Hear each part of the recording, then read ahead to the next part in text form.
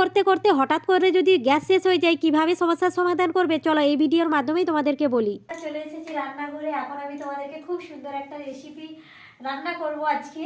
তো আজকে যেহেতু 25শে ডিসেম্বর, আর এই 25শে ডিসেম্বরে মানে আজ বৃহস্পতিবার পড়ে গেছে, আর বৃহস্পতিবার যেহেতু নিরামিষ, আর আমি সেই নিরামিষ কি রান্না করি চলো তোমাদের সঙ্গে শেয়ার করব সেই নিরামিষ রান্নাটা কি করি আমি। তো আমার কাছে এটা খুবই পছন্দের খাবার আর খুবই স্পেশাল খাবার, যেহেতু আজকে 25শে ডিসেম্বর, আর এই 25শে ডিসেম্বরের দিনে স্পেশাল খাবার মানে পছন্দের স্পেশাল খাবার। তো চলো, অল্প তেল, বেশি নয়, অল্প তেল দিয়ে আমি রান্না করতে পছন্দ করি। আর এইদিকে কিন্তু গরম জল হচ্ছে, এদিকে কিন্তু কড়াই গরম হয়ে গেছে, কড়াই গরম হয়ে গেছে। আর আমি এই যে আলুগুলো ছেড়ে দেবো। তো আমি একটু ভয় লাগে, তেল প্রচুর ছিটা লাগে। তো যাই হোক,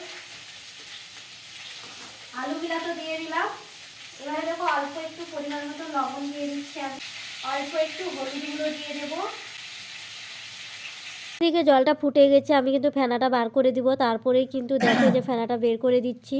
আলুগুলো সুন্দর করে ভাজা হয়ে গেছে, তার জন্য কিন্তু এগুলো বের করে নিচ্ছি। আর ওই তেলের মধ্যেই কিন্তু আমি কফিগুলোকে ভেজে নেব, মানে ফুলকপিগুলোকে সুন্দরভাবে ভেজে নেব, একটু ভাজা ভাজা করে নেব। এদিকে তো কফিটা ভেজে নিচ্ছি, আর ওইদিকে কিন্তু জল ফুটে গেছে। আর জলটা ফুটার পরেই কিন্তু তার ফেনাটা বের করে নেব। তারপরে কিন্তু হলুদ দিয়ে দিব ডালের মধ্যে, আর ওই ডালটা কিন্তু একদম সেদ্ধ সেদ্ধ হয়ে যাবে, তারপরে আমি চালটা দেব।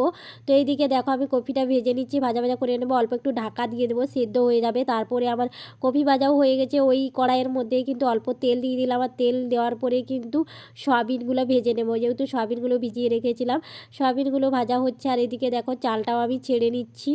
কিন্তু ডালটা সেদ্ধ হয়ে গেছে, সেদ্ধ হওয়ার পরে চালটা দিয়ে দিলাম। এবারে কিন্তু ওটা সেদ্ধ হয়ে যাবে। আমার সয়াবিন ভাজাও হয়ে গেল। আর এদিকে দেখো তেল ছেড়ে দিচ্ছি, তেলের মধ্যে দেখো শুকনো লঙ্কা আর এলাচ দিয়ে দেবো, এলাচ দিয়ে ওগুলো ভাজা ভাজা হয়ে যাবে। তাতে আমি ব্যবহার করেছি টমেটো কুচি আর আদা দিয়েছি, আর তার মধ্যে লঙ্কা গুঁড়ো হলুদ গুঁড়ো দিয়ে দিয়েছি। মশলা কষানো আমার হয়ে গেছে। আর এদিকে দেখো গ্যাসও শেষ হয়ে এসেছে।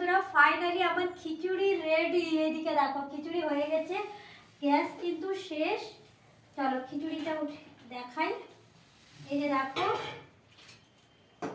খিচুড়ি আমার রেডি। দেখো খিচুড়িটা প্রায় হয়ে এসছে, আর গ্যাস শেষ হয়ে গেছে। আমি তো ভয় পেয়ে গেছিলাম যে আমি কমপ্লিট করতে পারবো কিনা খিচুড়িটা। তারপরে কিন্তু এই যে গ্যাস সিলিন্ডারটা এইভাবে নাড়িয়ে নাড়িয়ে বেরোচ্ছিল, ওইভাবে নাড়ালে তারপরে কিন্তু অনেক কষ্টে দেখো খিচুড়িটা কমপ্লিট হয়েছে। সত্যি আমি অনেক প্রবলেমে পড়ে গিয়েছিলাম, আমি ভাবলাম যে কমপ্লিট করতে পারবো কিনা, না হলে কিন্তু খাওয়া হবে না। যেহেতু তোমাদের দাদাভাই ডিউটি গেছে, যখন সেই দুপুরবেলা ডিউটি থেকে আসবে তখন আমি গ্যাস ভরে তারপরে রান্না করতে পারবো। যাই হোক, কোনো কারণে যাই হোক কষ্ট মষ্ট করে কিন্তু আমার খিচুড়িটা কমপ্লিট হয়েছে। তো দেখতে কেমন লাগছে অবশ্যই কিন্তু তোমরা কমেন্টে জানিও, আর কার কার খিচুড়ি খেতে ভালো লাগে সেটাও কিন্তু জানিও। আর ধন্যবাদ সবাইকে যে এতক্ষণ ধৈর্য ধরে আমার এই খিচুড়ি রেসিপিটা দেখার জন্য।